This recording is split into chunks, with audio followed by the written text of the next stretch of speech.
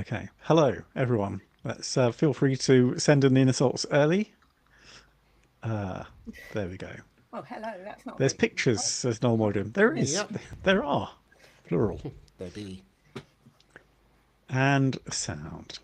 All right, sound Cole. It's not vision. been that long. It's not Ninja Blimey. I was in the very first podcast of the year.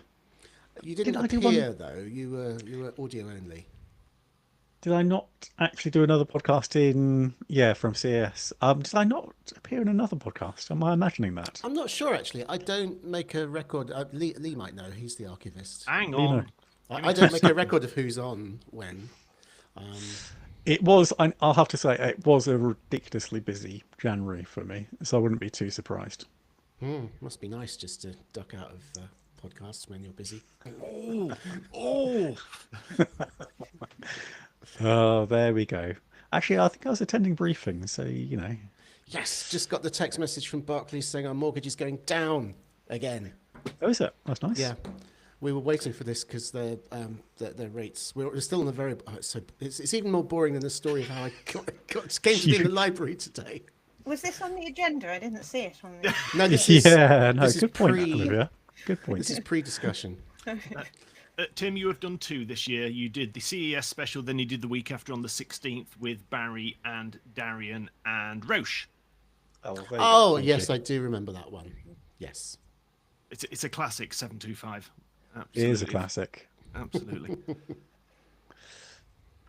Hang on. There's something I was about to do and I got derailed. That was it. I've got an image to put in Discord. Oh, important stuff. Just going to change windows so I can see this. Oh no, it's really not worth getting excited about. Michael, dear, they don't keep books in the meeting rooms because you'd have to interrupt the people doing the meetings to go and access the books. I don't know if Jeff Campbell is boasting that he paid off his mortgage or lamenting that he no longer can afford one.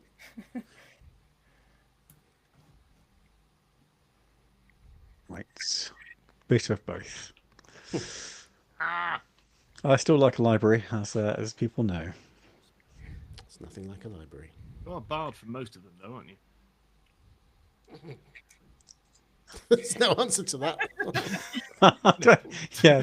There, Sorry. but do you want to elaborate, Lee, on I why I'd thought be that was barred Barry from? for carrying coffee through the rooms that aren't allowed coffee in. Yeah, I've had to eschew coffee while working here because you can carry it in sealed containers. I just never get it together to bring a sealed container.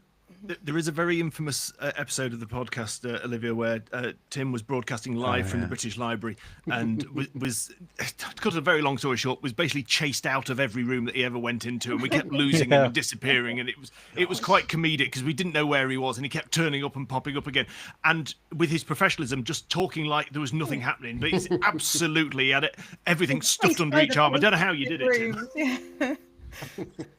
Yeah, Right. I've forgotten actually being chased out. You're quite right. He'd forgotten. No one else has. Yeah. 3, 2, 1. It's 1 o'clock. Hello and welcome to the PC Pro podcast. It is the 6th of February 2025. I'm Tim Danton, Editor-in-Chief of PC Pro. Who do we have with us today? We have Darian Graham-Smith. Hello. Hello. Lee Grant. Good afternoon. Good afternoon, Lee. And our special guest is Olivia Whitcroft. Hi, everyone. Now, Olivia, I think this might be the second time you've appeared on our podcast. Is that Yeah, correct? second time. Yes. Yeah, I had to pull out in an emergency last time I was due to come on, I think. So I'm pleased to be back. Yeah. Well, we're delighted to have you. And for those who have not read your column in the back of the magazine, you appear every other month. You alternate with Roche. So do you just want to give a very brief description of what you do? Yes, so I'm a solicitor, so I read about the legal aspects of technology, often focusing on data protection, technology contracts, dipping in on intellectual property as well. So that's what, exciting columns I write about. Yeah. Very informative columns, I have to say. Look, Lee's agreeing. Okay, well, it could well be. Who knows? If I'd actually planned this better, I could have done a perfect segue. But we'll just have to do it tantalisingly tease for the story after this one because we are kicking off, Lee, with the Microsoft crackdown. Yeah. On Tuesday, Microsoft updated its help guide entitled Ways to Install Windows 11. Now, when I say they've updated it, they've put a grey coloured warning box at the top. And as we know, grey is the scariest of all colours. And basically, it says that the original contents of this page, which was published in September 2021, was intended to detail the ways to install Windows 11s on devices which met the requirements. Now, here's the scary bit. If you installed Windows 11 on a device not meeting Windows 11 system requirements, Microsoft recommends you roll back to Windows 10 immediately. And that's the cut and thrust of this story. Basically, as we roll towards October and the end of life of Windows 10, Microsoft is starting to turn the screw on people that have not yet made the jump. And the latest figures that I saw was there's still about 260 odd million machines out there that are Windows 10 in daily use. So anyway, that's really all there is to say on that Microsoft little bit. Apart from someone else, NeoWin, I think the website, noticed that another aspect of this same story. If any listeners out there are thinking about using the very popular app Flyby 11, named so you can fly by the restrictions of Windows 11, know that Windows Defender is now flagging this as malware. Now, it doesn't actually stop you from doing it, but it certainly didn't used to flag it as malware. Now, we don't obviously know why it's triggering it, and Flyby is a GitHub project, and it's something that gets modified quite a lot. But it does seem quite coincidental that some people are getting their tinfoil hats on and going for the conspiracy theories. Of course, there's other ways of doing this. If you want to run Windows 11 on uncompatible hardware, Roofer still works. And if you're doing a fresh install, or if you're doing basically an in-place upgrade, there's some registry hacks that you can use that work quite nicely.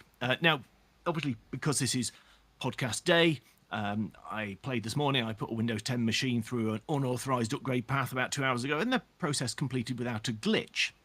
However, Windows definitely knows what you're up to these days, and I'll post this into Discord. And if there we go, and that might come through. Is that pcpro.link/discord where people can join us live each week?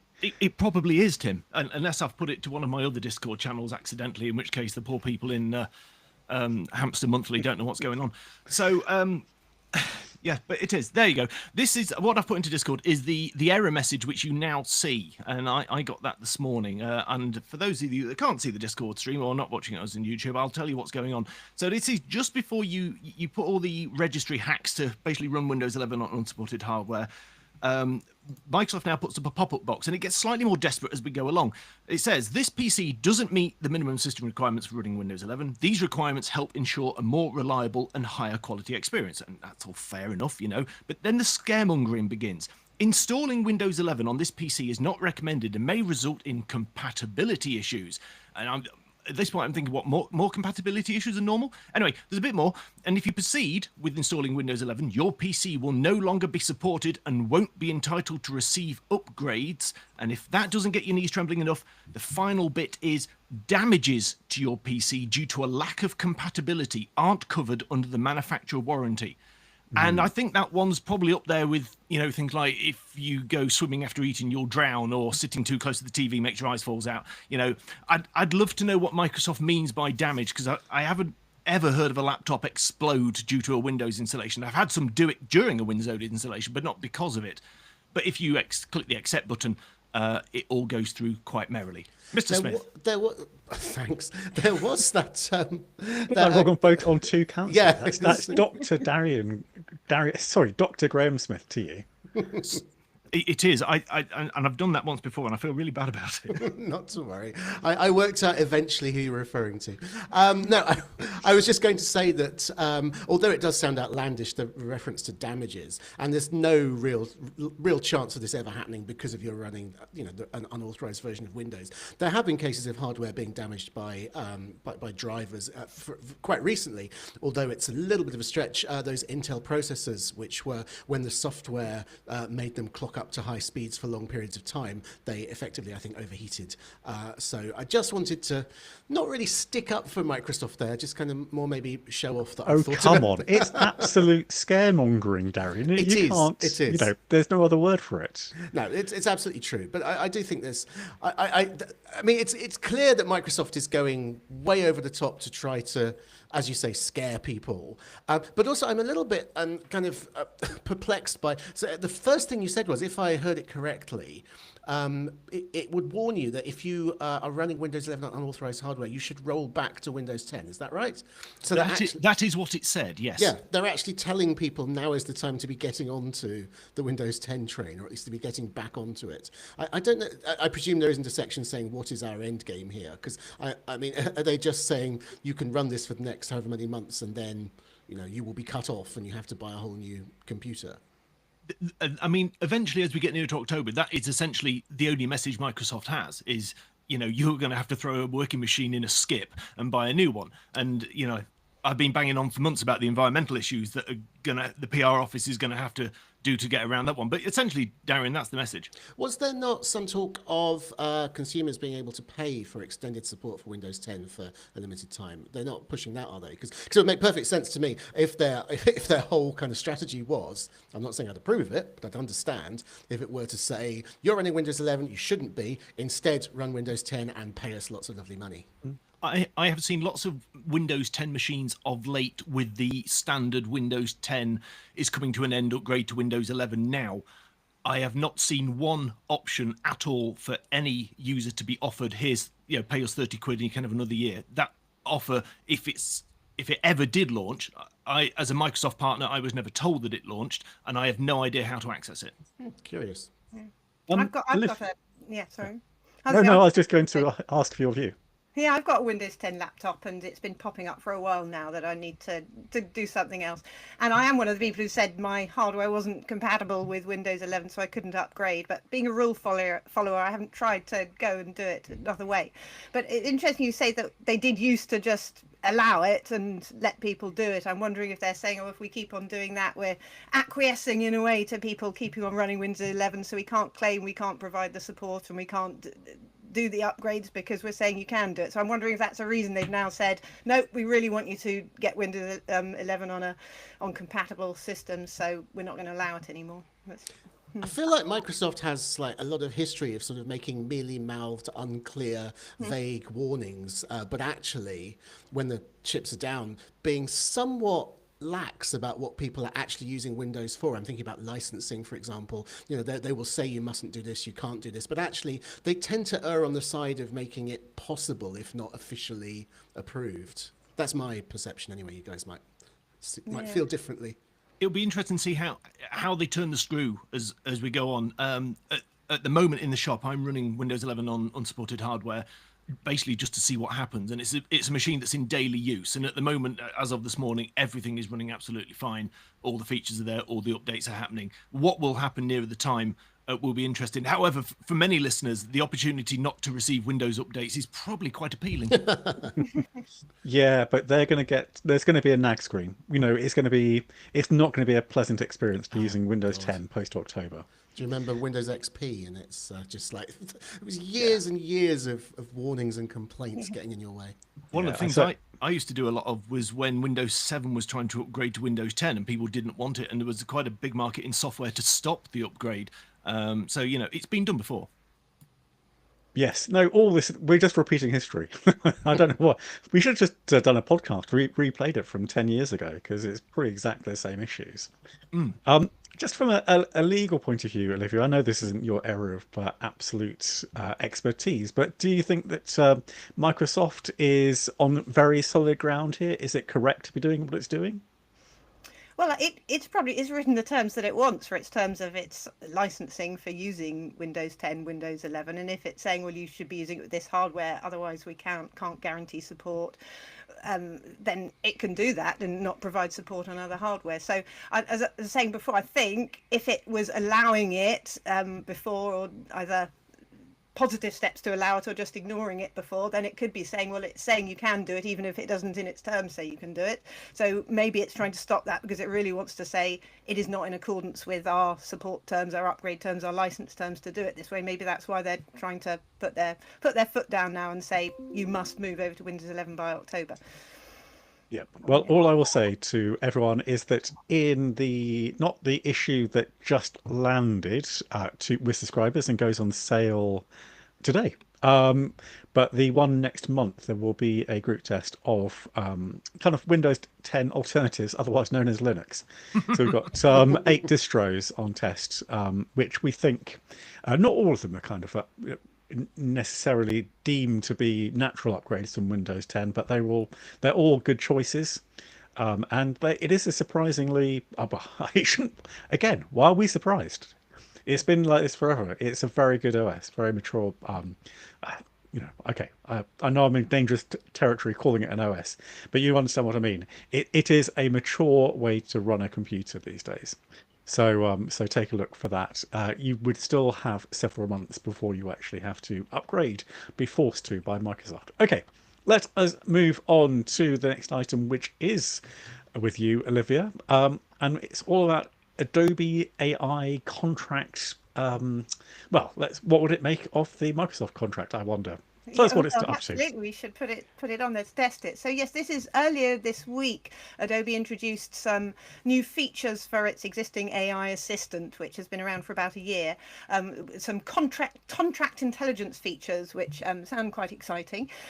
So this is a new tool as part of its paid-for add-on to the Adobe software, which enables you to put contracts. Then it will first of all recognize that you've put a contract there. It will summarize the key themes for you, enable you to query that contract with key terms.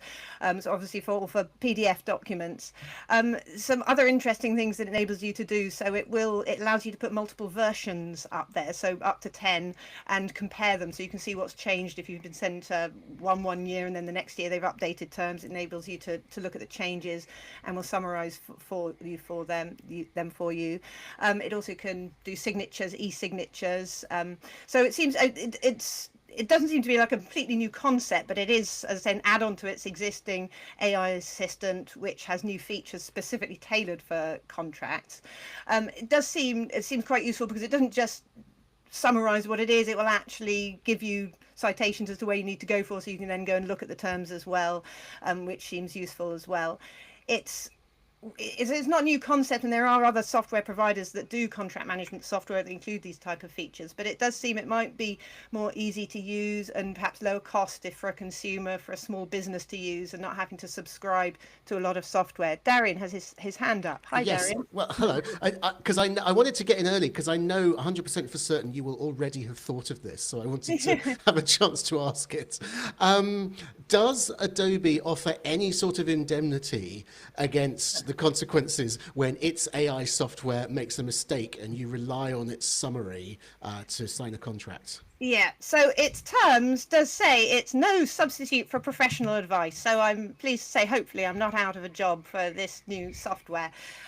So I guess I am the professional advice for people who are worrying about relying on the tool. So no, it's just there. As with its other Gen AI tools, it's not there to be a substitute for legal advice, and it's not going to accept liability if you then rely on it and it turns out there's something in the terms that it summarized ambiguously or incorrectly. So no, it's not a substitute for legal advice. I mean, I've been thinking about it and seeing who it's useful for, and as I was saying, probably for smaller business consumers who haven't got the other software that already does this.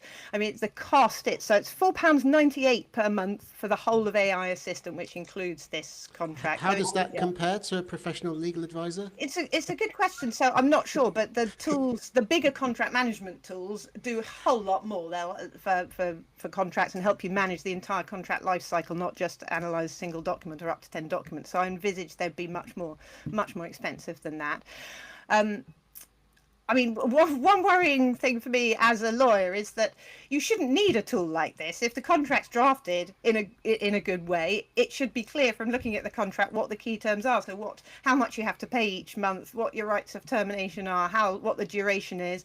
You should have summaries like this that are provided by the person who's sending you the contract. So that's, I mean, an immediate concern for me as a lawyer is I wish we didn't need tools like this, because that's the way contracts should be drafted. But in reality, there are a lot of contracts that are sent to us, that are sent to me as a lawyer, that are sent to everyone, that are long and complex. And I had to play about with the free version, so I haven't subscribed to the full tool, and it isn't too bad actually. It did pull out it did do quite good job with the summaries of documents. So yeah. So, which is what generative AI tools like these are so good at, creating summaries. But Olivia, would you actually consider applying it to your? Because I know you do put an emphasis on clarity in terms of the conditions that you put, the contracts you put together. But it could be quite a good tool for you, couldn't it? To actually put your own contracts through Adobe AI Assistant and see what it says, and go, okay, do you know what? You have actually clarified what I was meaning there. Oh, so you think contracts that I drafted, or contracts that I received from other contracts that you drafted? Maybe. I mean, I'm not sure I would even pay that amount per month for my contracts, but if I were receiving a lot of other contracts from other people, I think it could be useful too. And rather than just pressing the search button and trying to search by keywords, actually getting a summary of it and being directed within the contract, because you can miss places that have similar meaning, words having similar meanings, ambiguities, and so on. So, yeah, for my own contracts, yeah. Possibly. I'm not sure I would subscribe. That's a no. Yeah. Come on, let's just get off the fence here. That's you. You're saying no way. My contracts are all too rock solid. Admirable confidence in her own product. Yeah. No, it's just so we should say it's £4.98 including VAT. So if you are a business using this, I think that's probably £4.19, something like that. Anyway, in case you're worried about the. But in the US, it's $4.99, not $4.98. So they've obviously done some good calculations there to work out what's appropriate. Yeah, well, that's why I looked into it, because it looked a bit weird, and it's $7.99 in Australia. But all these things are on top of the actual cost. You can't just buy Adobe AI Assistant on its own, I'm pretty sure. I'm pretty sure you can use it with the free version of Adobe Reader, and then you can just pay for the AI Assistant rather than needing to subscribe to Adobe as well. Okay, I didn't know that. That's actually quite useful, because if you want to, it's £20 or something like that per month if you just want to subscribe to Adobe Acrobat Pro, which is getting a bit pricey. All right, Lee. I should say, I think the pricing is one of the key things here, because I think it does seem to be a bit of an AI impulse buy, the way that Adobe are sort of pushing it. I read the blog by the Adobe blogger, and it sort of sold under the line of most people don't read what they sign. And of course, this feature probably won't change that, but the $4.99 ensures that something reads possibly a contract before it is signed and flagged to you. So I'm not sure if that's better, apart from Adobe's profit and loss, but it does seem to be a little niblet feature that you can just drop in. And if, like I say, you do a lot of contract work, less than a £5 a month, just to have something, have a look at that contract that you're not going to bother reading, it's probably a bit of a safety net. I see there's a question on Discord. Is there something that says what happens to the data it reads? So did look into that, and it does say that it doesn't use the data that you type in, so it's not using it to train its AI. So you can be confident, as it says, that it's secure and private to use it. So, I mean, it is a plus that it's not using the data it uses to train it and for future tools, so that's useful. Yes, but what we should say is that it will, that data will be transferred to the cloud at some point. It will be there. We'll have a record of it somewhere. Yeah. Yes.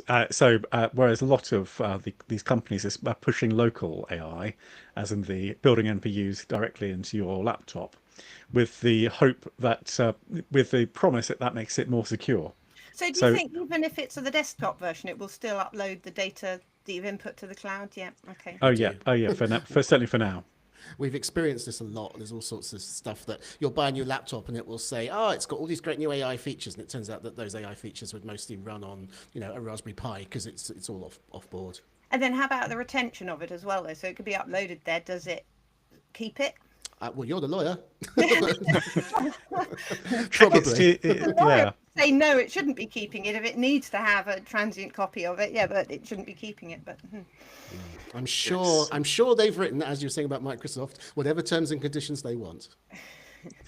Well, anyway, I think it is quite an interesting development, and as you say, Lee, I think this could be one of those things that just kind of sucks people into this world, and they just go because it is solving a problem, and and the problem, like you said, Olivia, is actually quite more fundamental, as in terribly written contracts, including as you cover in your column for issue 367, which again comes out next month, Thank you.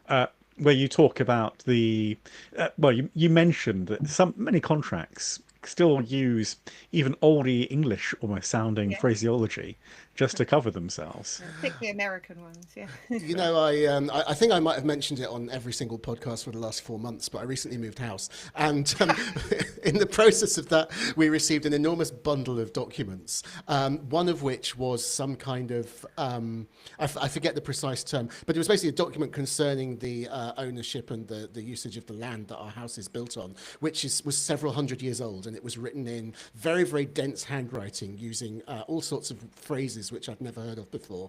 And although I very much doubt that Adobe's AI assistant would have been able to help, I would happily have paid as much as $8.99 to have a computer parse that and pull out the salient points, which as far as I could eventually make out were none as relates to a house being there in the 21st century. I did want to say actually something I was pleased to see, because I looked at the Adobe general terms to see whether it needed their tool to interpret them, and they actually were pretty good. They had a summary of each key clause and what it means in plain English. So yeah, couldn't trick them out with saying do they need their tool for their own terms there, because they seem pretty well drafted. Are you allowed, is it legal to rely on the summary and not read the details? No, so I mean it's legal for you. You're not going to. You know what I mean? Do you have any recourse if the summary? No, is so just straight? usually a summary is just that. It's saying it's summarising it, but you should look to the full. It's always the way, isn't it? The legal effect. There's But all these the things that. still useful to try and draw the interpretation from it, particularly if you're not used to the legal language, and it can help interpret it. Yeah. Yeah, okay.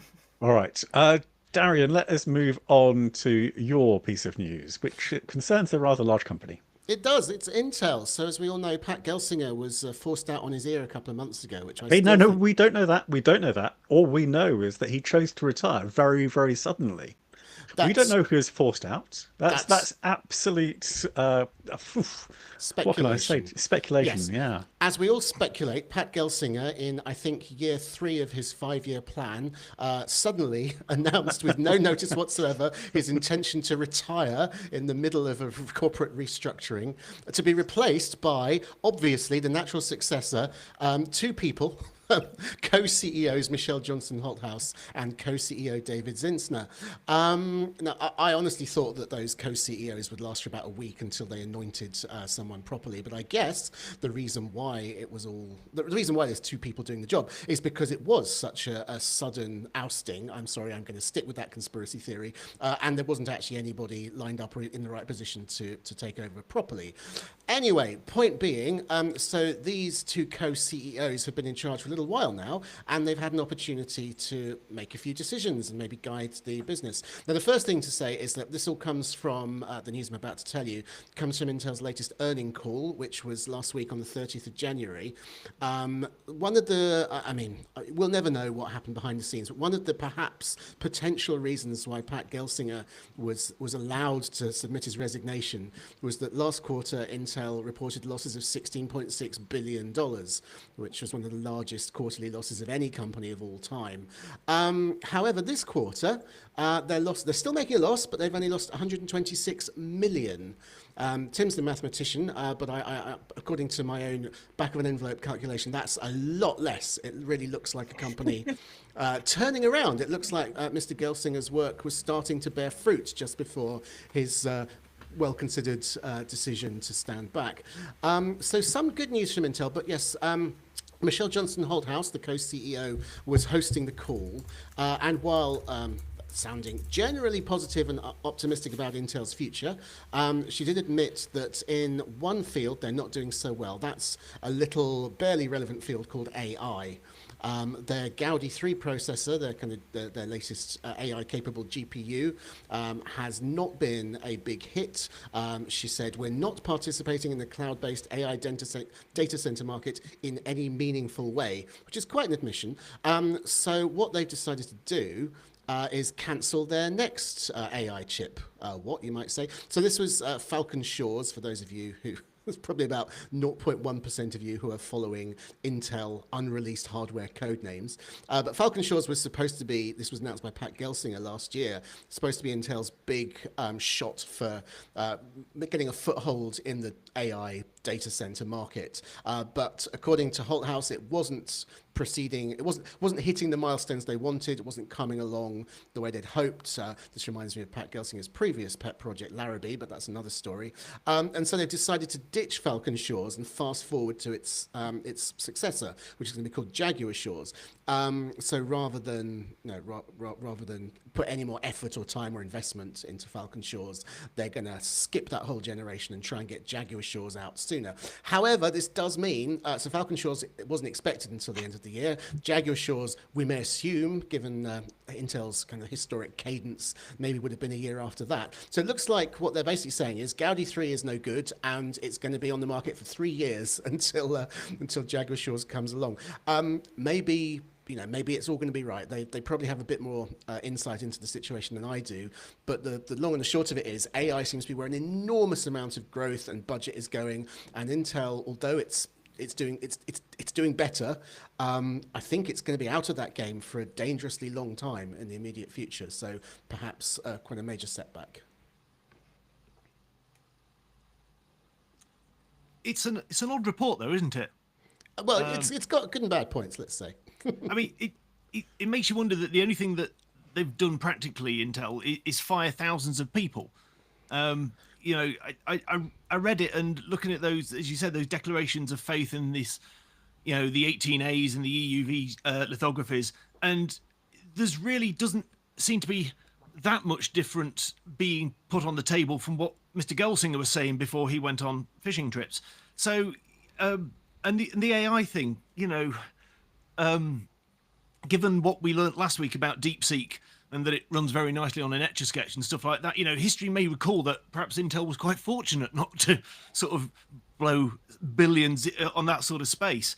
But Yeah. it was the numbers that really got me. And obviously, being a micro business, these are literally telephone numbers. But I think the telephone numbers to anyone apart from Intel. But you know, when you get to a point when you're, you know, about 40 odd million in debt, and your debt is just 40 odd billion in debt, and the debt is just growing. You know, and they're still backing the farm on the technology which they started in 2021. They announced the 18A stuff. You know, to re-establish their semiconductor leadership. I was reading. It just seemed like Gelsinger leaving hasn't really changed anything at the moment. Well, Intel's a big ship. I mean, Gelsinger, he gave himself 3 or 4 years, I think, to start to really make a difference. You know, the lead time on something like an 18 angstrom or angstrom manufacturing process is immense. So I'm actually, although not everything has panned out the way they hoped, I've actually been impressed, really, that they've managed to make the differences they have in the time that Gelsinger was there. Perhaps I bought into the spin a little bit, but I thought he was making a difference. I was genuinely surprised. I mean, when they didn't fire him immediately over that immense 1 quarter loss, which he said was, you know, because they were in the middle of a massive restructuring. Well, you know what I'm saying. And I do believe that this weird co-CEO situation isn't going to be permanent. I think that maybe they're waiting for someone who is currently tied up with something else, I don't know, to become available, whatever. I think that what they really need is another visionary at the helm who can set another, who has the authority and the permanence to stand up and declare another 5-year project that then maybe they'll be able to, you know, realistically, well, to go back to my initial analogy, turn the ship around. But they've got just one of the criticisms of them is they've just got so little cash flow because they've got this huge debt. And though they are technically an investable company because the shareholder equity is slightly above, people are noticing that this gap is getting smaller. So, Yeah. you know, they've got to shift quickly, but carefully. Well, I mean, there's the foundries thing, isn't there? I don't know if they've actually found anybody to manufacture chips for as yet, but at least it's another viable, possible line of business that they can point to when creditors come knocking. I don't know. I haven't been through the financials. To be honest, the financial call was more interesting to me for the technological roadmap it provided rather than the numbers. I was more concerned about angstrom. Well, aren't we all? It's a real source of angst, Rom. I'm sorry. I'm just sorry. Is Tim with us? I'm just trying to work out whether Tim's here or not. I think this, he's this not. might what's be known as an edit point in the recording. I can see him, but I can't hear him. Okay, well, fine. Let us move on then. I'm very sorry. I didn't, Olivia. I didn't ask your opinion about the 18 angstrom process. Thank you. I don't have any more puns. Yeah. Yeah, I nixed Okay, the so absolute worst one. I can't hear Darian. I'm in a very strange situation where I can hear Olivia and Lee, but I can't hear Darian, which makes it very difficult to do the podcast. You may have to replay the podcast to yourself. I'm hearing Olivia Yeah, twice. no, I think Yeah, I'm hearing unfortunately, I think the only thing I can do really is leave and let Darian carry on. Well, I will leave and come back. Wait a second. Oh, Darian's left. Yeah. Darian is going to leave and come back. Darian's Basically, gonna leave he and come says back. it's all his fault, and he's Oh sorry. no, Right. you're kidding. He's come back on the other side of the room now. I have left and I have returned. How? Yes, I am. Right. I can hear myself echoed from someone. Yep, that's because I had to switch to a different thing entirely. Keep on talking. About this PC. This Okay. PC has assistive software. Okay, next that's door. fine. I can hear you. Okay. Well, what do you? Sorry, what do you do, Darren? I don't understand. When? I'm a You journalist. said it was all your fault. Oh no, it wasn't really. Oh, I see. I just left and came back in because it sounded like maybe there was something weird about the routing. Okay. All right. Well, I obviously missed quite a chunk of that, but It was you're very all dull. making Intel puns, I believe. Yeah. No, I'm sorry. I did. I took the. It's not even a pun. It's a very very poor little play on words. And I said it. And now we can move on. I hope. Okay. All right. Where shall I start off from, though, Darren? Because I'm. Sorry, Yes, Tim. Lee. Just before you kick it, Darren, I'm not sure if your mic has switched again. You sound a bit more. Nope. Okay, fine. Sorry. Is that making the right noise? That is bumping the right noise. Sorry, my apologies. It's just the way it sounds. Sorry, Tim. That's fine. I just don't know. At which point shall I reinsert this podcast? Well, there was a bit of a gap when I said, "Can Tim? Is Tim still with us?" And then I think I asked Olivia a stupid question and got the best answer I could have hoped for. So if you'd like to take over and ask Olivia a more sensible question, maybe we could pick it up from there. Okay. Well, Olivia, do you have any view on why Pat Gelsinger left Intel that will not leave us in legal trouble? I'm afraid I don't know Pat Gelsinger and haven't. You don't know Pat? Oh, Pat lovely is guy. great. Yeah, great parties. Great parties. He's a lovely dancer. I'm looking forward to the next topic about AI and authorship. Yeah. Oh, are you just telling us to move on, basically? Well, I'm quite happy to do that. That's absolutely fine. We should just say, though, just one other piece of news that came in this week, or no, even last night, was that AMD has actually started to outsell Intel in the data center for the first time. So that's quite a. I don't have the figures to hand on where it was 10 years ago, but I can tell you that it was far smaller. Well, Tim, I don't know if you heard, because I know you're having some technical issues, Yes. but one of the things which was mentioned on the Intel earnings call is that they are basically falling behind in the AI data center space, and and that is a place where AMD is strong, and that would alone fully account for that switcheroo in their fortunes. Yeah, kind of. I think actually AMD's growth has probably been longer term because it's established itself as delivering on deadlines for several years with every single one of its EPYC processors. And that actually predates AI. And actually, the thing that AMD is really backing itself, hoping for sales for, is its Instinct GPUs to go against NVIDIA's, H100s, etc. So, and that's where it's not had such great success. Okay, no, I was going to say that's the sector where obviously Intel is nowhere. But if AMD isn't having such success either, then fine, I stand corrected. No, I'm just saying that's what I've seen written about it. it basically Nvidia absolutely has the data center sector wrapped up. I know this probably isn't very interesting for very many people, but I'll be very brief. But it is a bit concerning actually, because we talked about AI and how important it is, and we talked about that the Adobe AI assistant that doesn't run on magic fairy dust. That runs on an AI accelerator in a data center. Now the chances are, in fact, I can say with almost 95% certainty that that's running on NVIDIA hardware. Now, if the problem with that is that NVIDIA uses proprietary software, with yeah, you know, as in it wants people to use its own hardware, so it's all kind of trained towards its CUDA cores. I probably mispronounced that. But what we really need, I would suggest, is is a more open approach, which obviously NVIDIA wouldn't like, but actually would help AMD and Intel, because they both backed the Open AI Alliance, which is trying to make it easier for people to run their AIs, such as Adobe AI Assistant, on the data center. So that's something to watch. It's not really had much of an impact so far, but I don't think longer term. I think if you're interested in where this is going, I think longer term, open is probably going to be the answer, because people don't like being locked in. So although at the moment Intel is struggling and AMD is struggling a certain amount to get some market share in that area, I think the future actually is likely to shift more towards that space. Anyway. Well, there'll be a point, won't there, where NVIDIA has to support the open one, like it did with OpenGL. I think it will just make sense for them to be competing. Yeah, I think they probably will, but right now it's got the market sewn up to such a ridiculous extent. No argument here. Because you know, everyone's been trained to use its cores. So, well, that's my inference. Anyway, moving rapidly on to the next story at Olivia's desperate, I'd say, request.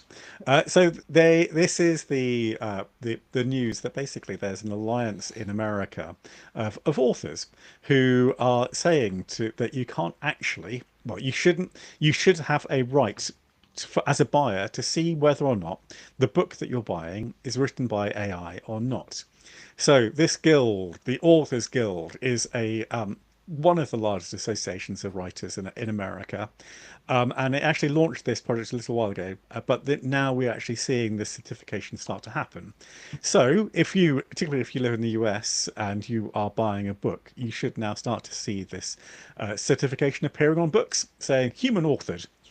And this seems to me to be so important, because you can there've been various moves to try and stop AI just writing books, because an AI can just write a book in seconds, probably not literal seconds, but you know what I mean. It'd be a minute, one chapter, and although it won't necessarily be amazing, it will, to a casual observer, to someone who you know, it's probably reads like just a slightly badly written book. I'm not going to give any examples of those. And this is particularly starting to flood places like Amazon. So you'll have these kind of fake authors writing these huge series, because people do love a fantasy series and all this kind of thing, on ebooks, and selling them at 99 cents a pop, but they're making a lot of money. And what they're also doing, of course, is they are stopping flesh and blood novelists such as our friend Stuart Turton well, actually he's doing very well. Let's not worry about Stuart, he's fine. But a lot of people, it's very difficult to make money as an author. And so all this is doing is it's cutting out yet another flow of income for authors, and something does need to happen, and I'm glad to see that at least our American friends are doing something about it. Olivia, did that give you what are your thoughts? No, and am I right in thinking that it still allows you to use some AI tools for spell checking and minor corrections and things? It just says that the creative content should have been written by a human rather than a computer. Yeah. So the exact quote from the CEO of the guild, Mary Riesenberger, is authors can still qualify if they use AI as a tool for spell checking or research, but the certification connotes. A great word, connote is. We don't use connote often enough. Anyway, but the Wasn't he a king? certification, yeah, I think, but the certification connotes, stop it, that the literary expression itself, with the unique human voice that every author brings to their writer, well, not all of them, I can tell you that much, emanated from the human intellect. So yes, sorry, it's a simple Yeah. answer to your question, Yeah, Olivia. so what I find particularly interesting is the link with copyright law and copyright issues, because obviously if something's written by a human and is an original work, and as you were saying, I can't remember the word you used, but has product of creativity, then it will attract copyright. And there's a huge debate at the moment as to the extent to which AI generated words firstly attract copyright, and then who owns that copyright and where it goes. So as a sort of second limb to the benefits, as well as transparency in allowing the reader to know that it's an originally created work by the human mind, I'm trying to think what the link with copyright is. Does it give some assurance to copyright holders as well that their work hasn't been copied in the creation of that work? And I think there's, I'm not sure if you've discussed this big copyright debate at length in Yes. this podcast, but there's that angle as well, which I was very interested in. Yes, I mean that debate definitely rumbles on, and there are legal cases happening in America right now, I And do in the believe. UK as well, yeah. Are there? Yeah. Okay. So yeah, so all this is it's a huge topic that I mean a lot of people. So Darian is actually quite an interesting person because He's an his interesting person. his kind of approach to copyright is certainly, I don't know, what, how would you describe it, Darian? Well, just very liberal. Just that I think that we should have the minimum copyright necessary to achieve kind of like the minimum protections for creators, so that society as a whole can maximally benefit from having access to, you know, free, widespread, wide-ranging access to works. That's all. Yeah, so very liberal, and you know, those of you who aren't watching live on Discord cannot see the frown upon Olivia's face as she hears those words from Darian. We get what I understand what Darian's saying in terms of, you know, because sometimes IP can be used to absolutely control what people read, and especially with estates being established for the likes of, for example, Agatha Christie. So that's gone long on after she originally wrote those works, and you could definitely make the argument, you know, that that should be, you know, free for all by now. But Olivia, where do you respond to Darian? Is he well? What's the word I use for Darian? Mad? Yeah. No, but I'm thinking back to those DVD. Do you remember those DVD messages that used to come on where they said basically people like Darian are the scum of the earth and they You will know, burn it down. I wrote into them about that, but they never changed them. No, sorry, Olivia. No, Carry on. I What's mean, your view? there's always a balance. I mean, the copyright exists so that all the investment time you've put into, or if you want to establish yourself as an author, an artist, that it's viable for you. Because if copyright doesn't exist, as soon as you wrote a book, you could be copied millions of times and you wouldn't earn any money from it. But I agree, there is a balance to be met, and I mean that's part of the big debate about AI, isn't it? That you know, these works should be available to train AI so that it has the knowledge to be able to answer your questions and do a lot of things. But what does that mean for the creators of these works whose works are being used essentially without their permission? So yes, it's trying to seek a balance, and it is particularly prevalent at the moment because of AI and the ease with which works can be copied and used for something else without being able then to know that that's happened, because how do you know that this work has been created using these other creative works, and whether it's been copied? So all about balance. I mean, it's an enormous topic, which of course we could do a whole series of podcasts podcast just on this. I mean, because I tend to think it's a bit of a can of worms, but if I buy your book and I read it and it inspires me to write a book of my own, building on what I have learnt from studying your craft and your turns of phrase, that's completely legal. And you would have to, I think, you'd have to go quite a long way to persuade a court that I was doing, that I had, had violated your rights. But it seems like if an AI gets a sniff of a chapter heading and uses it, that's perceived differently. Yeah. So, a couple of things. You just used the phrase "can of worms" there. I don't know what the origin of that was, but if you could say, as the original creator of that phrase, oh, how dare he use my word? Darian should pay me 1p for every time he says "can of worms." But that really is opening a can of worms. The second thing, I've distracted myself completely with that terrible joke.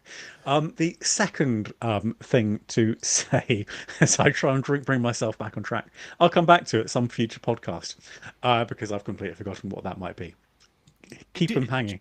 Just, shall I give you a bit of thinking space? Please do. Okay.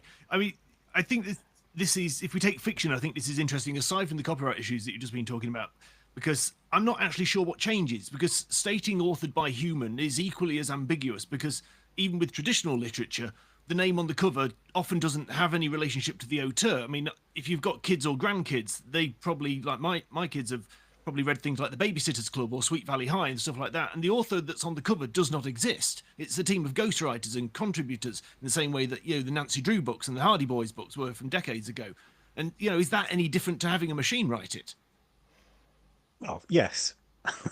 Well, but okay, no. If you're clear about it, if it says on the front cover, written by Droid LLM 7.3, then okay, fair enough. But if it's written on the front saying, protect. But actually, a lot of books don't even put an author's name up front. I don't think because sometimes the brand is enough to sell it, isn't it? Well, that's happened like all through history. Speaking as I am located in the university library. I put my English student hat on. There have been anonymous works throughout history which have spread and become popular on their merits, on their content. The only other thing I wanted to say, because I'm conscious of the time, is I think we're going to look back in probably as few as 3 years, and this certification program is going to seem very quaint.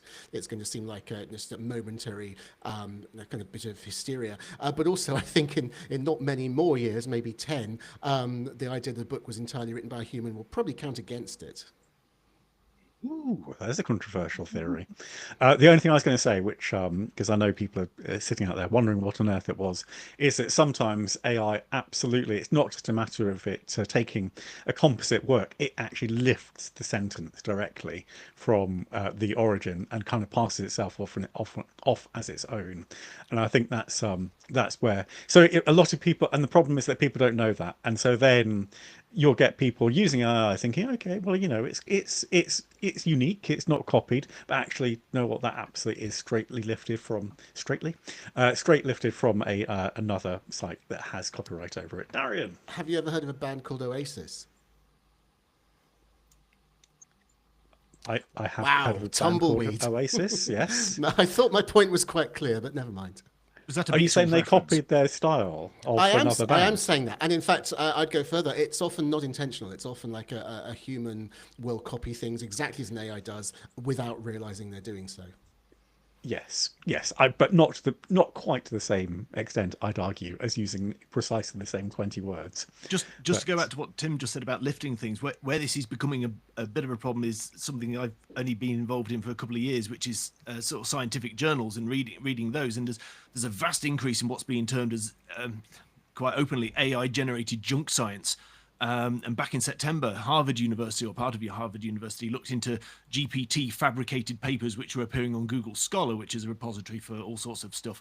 And they found that 62% did not declare the use of GPTs when it was absolutely clear that a lot of it had just been lifted from all the way. And I don't mean just in citations, but stuff that was being put out as new research wasn't. And 57%, and this is slightly more concerning and not wanting to start any elements of conspiracy theories, but a lot of them concerned policy relevant subject areas susceptible to influence operations, according to this report. And of course, these things get then cited and put into other reports, which then make them junk as well. And the three biggest areas of concern, interestingly, was health, environment, and the biggest one, computing.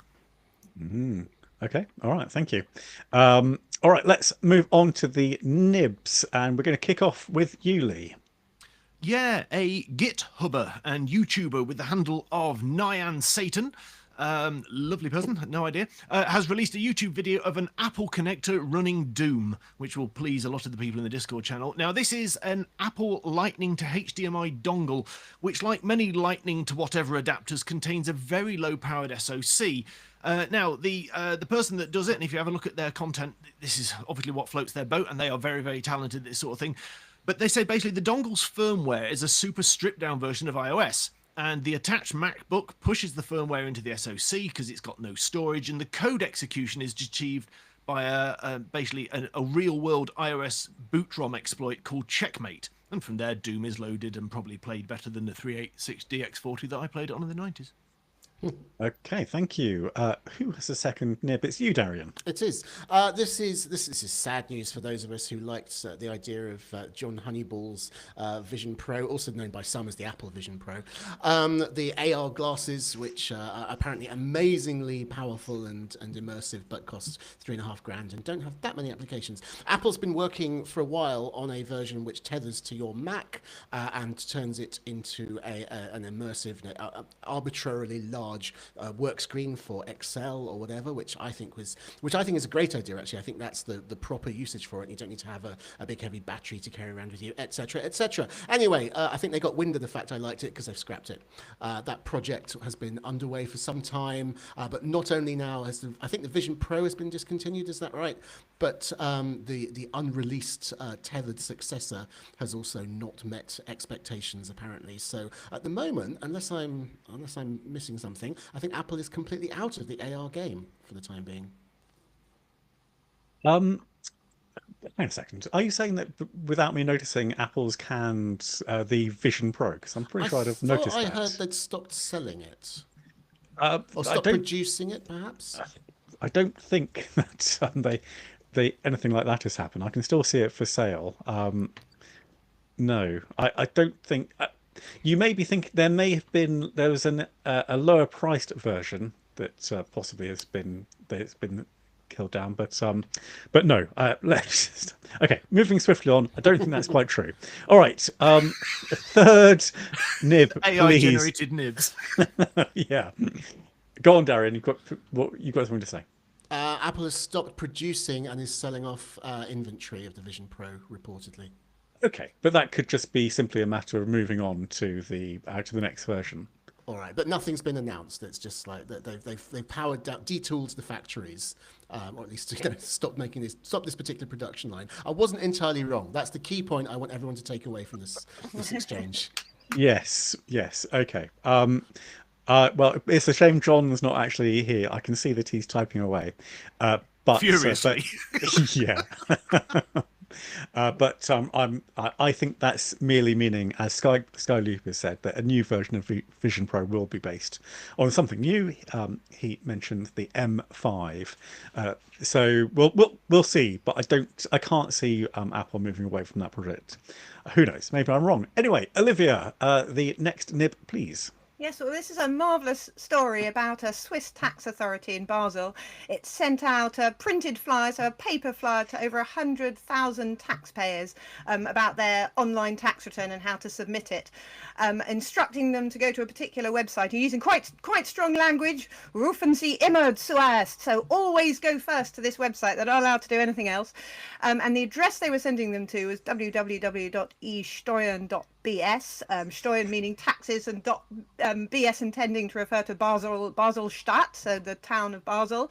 Unfortunately, it was missing a .ch at the end, which is the country code for Switzerland, and so .bs stands for the Bahamas. So they'd got their address wrong. Now, with that, they could have reprinted all the flyers and sent them out, but a bit of lateral thinking, they decided instead to register the .bs domain name, so which is a good way round the problem. So what taxpayers can go to that site and then be redirected to the correct site. I did try, it's not live yet, unfortunately, going through the registration process, and I'm assuming, hopefully, that Bahamas isn't one of the countries you have to have a local entity established to register the domain name, or it could end up being more expensive. But apparently they have decided it is much less expensive than reprinting and sending and all the time and costs involved. So it's quite a funny story. I love the idea of the Swiss in particular routing their finances through a Caribbean island. Yes, so I think it links people directly back to their site. So you don't actually submit your tax return into the Bahamas and then it sends it back. Or that's the theory anyway. Can you imagine being the person who didn't spot that mistake, being that proofreader? And how your stomach must have fallen when you realised the mistake you'd made. And I've made some mistakes in my time. We once put window on the cover rather than windows, for example, but nothing compared to that.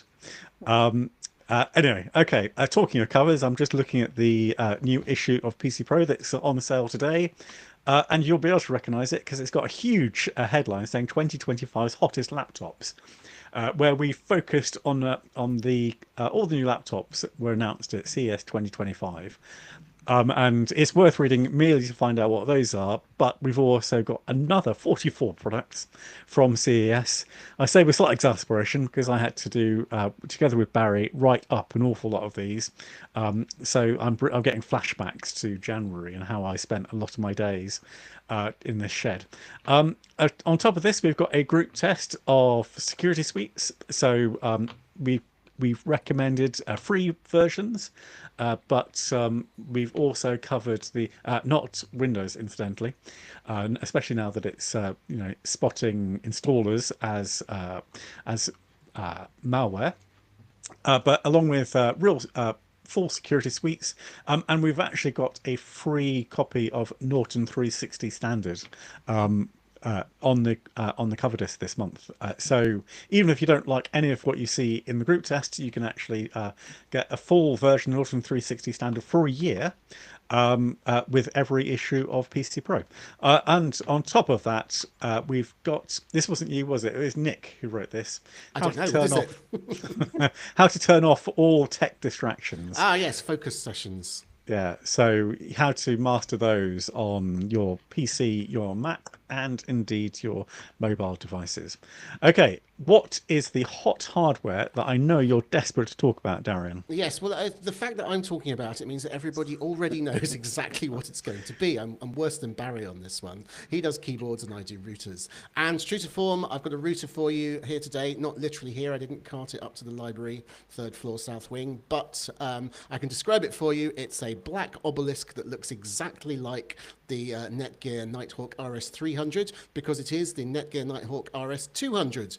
This has the distinction of being the cheapest Wi-Fi 7 router we've ever seen, and my explanation of it is going to follow the classic essay structure of yes, but however. Yes, £200 gets you a bona fide Wi-Fi 7 router, which is pretty good considering only a year ago you'd have to pay £800 for Wi-Fi 7. Although admittedly that was a flagship router with a massively fast 6 gigahertz radio, 10 gigabit Ethernet, and so on. That was the Netgear RS700. The RS200 really does finally bring the price down to something you might actually want to pay, just about in time for Wi-Fi 7 to become pretty mainstream on new laptops and phones and so on. So that's all good. I was, as you'll see in my review, I was genuinely had a bit of a frisson of nerdy excitement when I heard about this.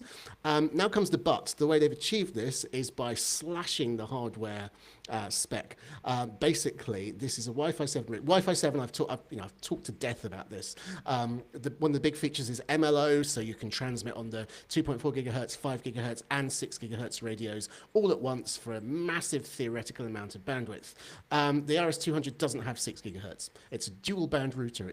I haven't seen a dual band router at all for quite a while. Certainly, I didn't expect to be seeing any more of them in the Wi-Fi 7 era. But that's what we've got. No 6 gigahertz. Also, Netgear has always been a little bit, well, that's an understatement. Netgear has always, for some reason, chosen to use narrower channel widths than is than is allowed by the standard. So although Wi-Fi 7 allows 320 megahertz, massive like barrage of data being transmitted at once, Netgear has stuck with 160 megahertz as introduced by Wi-Fi 5 Wave 2. So the 5 gigahertz radio on this is functionally, it's quite similar to one you might have bought 4 years ago. However, it does use Wi-Fi 7, so it does benefit from the slightly faster 5.8 gigabits per second maximum data rate. So that being the case, when I actually tested it, I was expecting mediocre things. Actually, it impressed me. It was pretty speedy. It's the same 5 gigahertz radio as found in the RS700. The obelisk itself is pretty tall, so it has pretty good penetration, and it gets a lot of data out there. Now, long-term readers will be disappointed to hear that in my new house, which I might have mentioned once or twice, the bathroom is actually quite close to the studies. So I actually got rather good speeds in the bath of about 100 megabytes a second, which is enough to run, by my calculation, 20 Zoom calls simultaneously if you could fit that many people in the bath at once. The furthest I can get from the installation point is the dining room, which is what we're rather grandiosely calling the corner of the living area that has the little table in it. Even there, it was about 30 megabytes a second, which is very good, which is way faster than you need for Zoom or for streaming Disney Plus in 4K HDR. They haven't yet finished assembling we're getting a shed to rival Tim's, at least that's the idea. So I'll be able to do some tests a bit even further away in the future. But for now, that's the hardest test I was able to put the router to in in a fairly standard sized British home. And it's more than fine. It's good. You don't get much in the way of add-on features, as is usual with Netgear. The security and parental control services are paid for extras. It has got a USB socket, but it only does file sharing, doesn't do clever stuff like a 5G dongle or a printer sharing. What else was I going to say? I mean, I know. It does have 2.5 gigabit Ethernet on both sides, so you can hook up a NAS to a 2.5 gigabit port for local access. And this is a little bit of a personal tragedy, you can also connect the 2.5 gigabit WAN port to your fiber to the premises connection if you didn't just buy a house that has no fiber within a 50-meter radius. But generally speaking, I mean, there are cheaper Wi-Fi 6 routers out there, but this one is going to be a little bit more future-proof because it's got that Wi-Fi 7 capability, although it's only single band, although it's not capable of MLO. I would not hesitate. I wouldn't discourage you from buying this if you like the look of it. That might not be the most ringing endorsement, but it's better than I feared. Questions? Do you think 199 is a fair price for it? I think it's a fair price for it, given that Wi-Fi 7 radios are still, I think, going to be inherently expensive. I suspect you could get, I mean, a lot of people who do not need the speed and do not need the multi-gig connectors, they would probably get an absolutely identical experience from a 60 quid Wi-Fi 6 router if they pick the right one. But if you want that extra speed, this is not a terrible way to get it. And actually, you take me back to a question from Retney saying, does anyone know if Wi-Fi 7 costs manufacturers a lot more than what Wi-Fi 6? And you're saying that the radio does add that much to the price. No, I'm inferring that the radio adds that much to the price based on just looking at the state of the market and seeing what the prices are from Netgear, and there's other ones out there from TP-Link and Asus and so on. It may be that they've all I'm not suggesting any sort of collusion, no cartel here. Maybe they've just all independently landed on a price that makes sense for them, a margin which is equally generous across all of them. But it looks like, par for the course. There is a markup of something like, at the bottom end, something like 50 to 80 quid comparing a Wi-Fi 7 router to a similarly spec Wi-Fi 6 one. That's just inference and observation, though.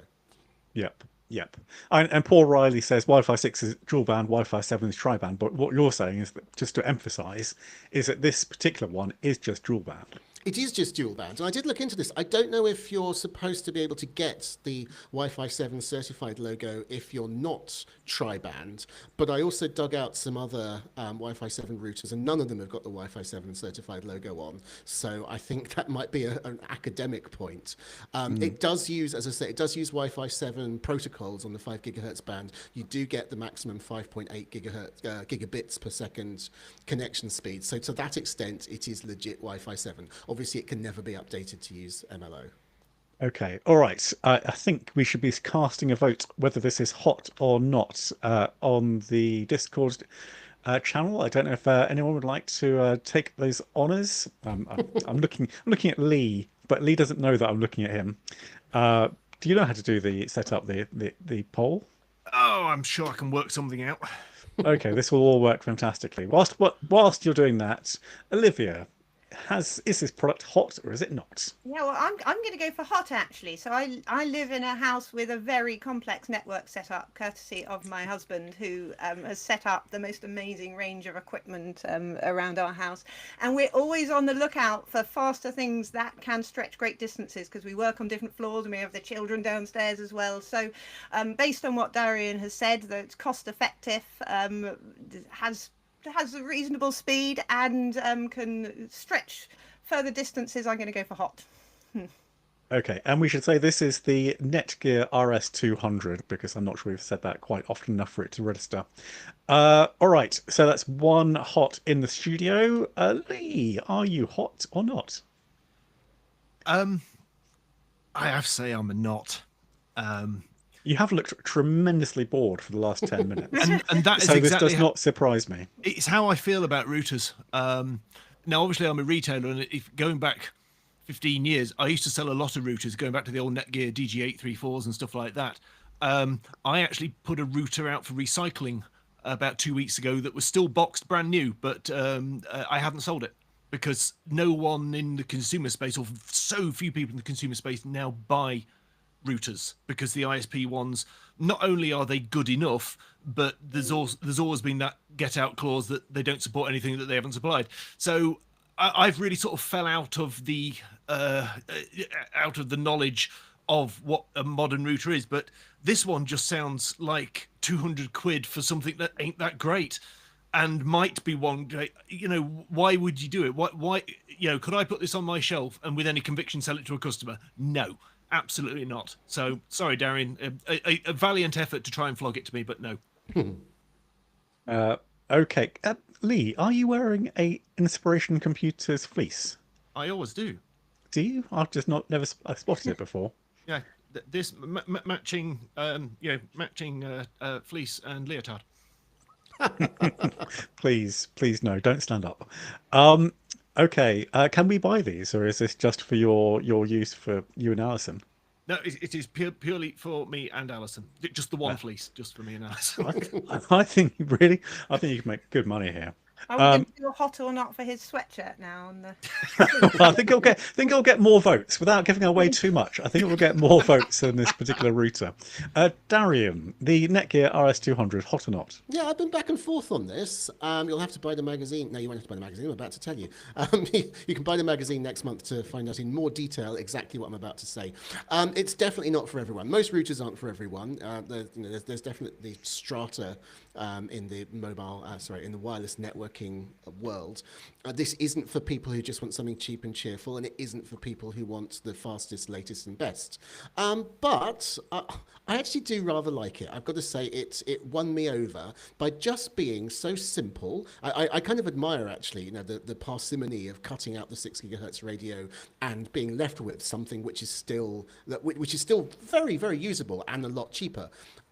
So I do kind of have a soft spot for it, and I would think carefully before recommending this to anybody in particular. That their needs may well be met more cheaply or more expensively elsewhere, but I like it. I'm going to say it is hot. Right, I'm just going to very briefly say that it leaves me a little bit cold. If I'm going to spend 200 quid on a router, I expect something really good. So there we go. You should have a look at the market and see what really good routers cost, I'm afraid. But no, Darian, I'm with you. I know how much. I look at how much they cost, and I think, what's going on? What is going on for? I would love to know how many they sell. Genuinely, I'd love to know how many they sell. Outside of the enterprise commercial space in consumer land, I'd love to know how many they sell, because I bet it's not a lot. So many of my distributors no longer sell routers because and they're I not can see selling them. I can see the argument for businesses. That's absolute. That's a line of business. You have to make this work. So you need that, and so you can't be going with whatever was bundled with your home broadband package. But for home users, even for people like myself, I yeah.